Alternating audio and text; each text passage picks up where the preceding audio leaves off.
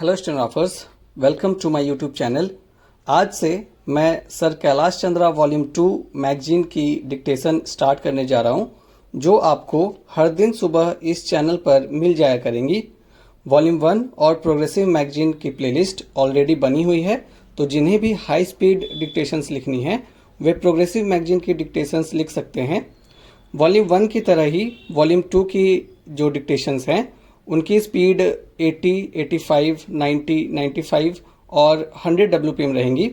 अगर आपको स्पीड या डिक्टेशन रिलेटेड कोई इशू फेस होती है तो कमेंट सेक्शन में अपनी सजेशंस जरूर दें। I will try to resolve on that aspect. आज की जो डिक्टेशन है उसकी स्पीड 80 WPM रहेगी, so be ready for it. 5 seconds to go. Start.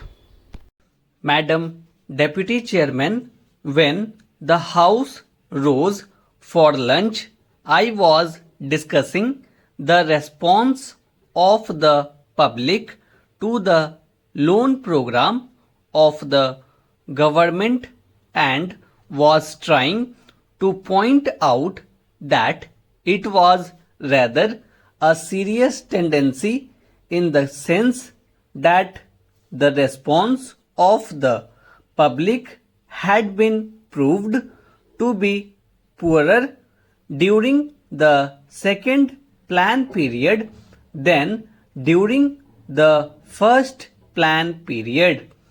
I was trying to point out that looking to the fact that the national income was rising and the people were becoming more conscious of a developing economy and the need to mobilize the resources more and more, a contrary trend ought to have appeared, and that in view of that, this trend was disturbing.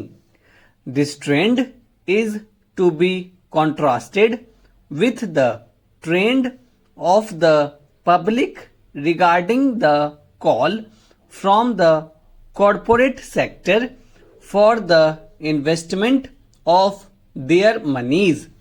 Here we find that the shares of some of the new companies or of the old companies that are issuing new shares are oversubscribed at times to the extent of 15 times the capital that has been asked for by the companies.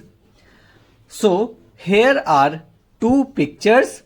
One, the picture of the government asking the public to subscribe to the public loans, and the other, the picture of the response of the public to the corporate sector demanding investments from the public. While on the one hand there is an enthusiastic response to the demand from the corporate sector, on the other there is a very poor response as far as the loan program of the government is concerned. This is a matter of some concern, and I feel that the government should pay more attention than just exhorting the people to save more and to hand over their savings to the government, as the Honorable Finance Minister has done more than once. If it would have been merely a question of rediverting the money that is coming from the corporate sector to the public exchequer in the form of loans, perhaps the matter would not have been so serious. Then it would have been just a question of reallocation of the functions between the public sector and the private sector. But I feel that there is a large amount of money which is just changing to some lucrative channel, and that explains why the response to the demand from the corporate sector is 15 times. This shows that 14 times that particular capital is not required by that company, and if there had been some adequate step or measure whereby originally that money could have gone to the public exchequer, to that extent there would not have been any disappointment to the people who wanted shares but who did not get them, and disappointment to the public exchequer by not getting the response which it ought to have got. That, to my mind, leads to the question of the pattern of the rate of interest.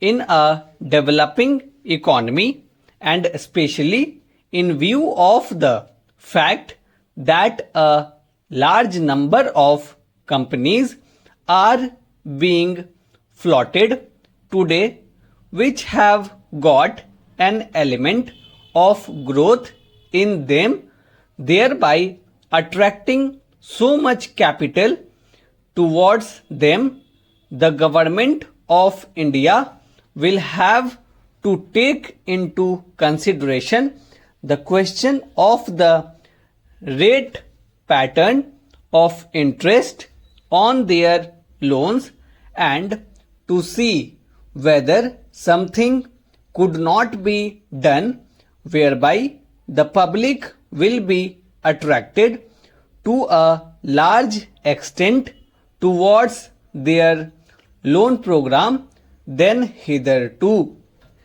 It has appeared in the press that the question of supply and want is being reconsidered, and that offers are sought to be made more attractive.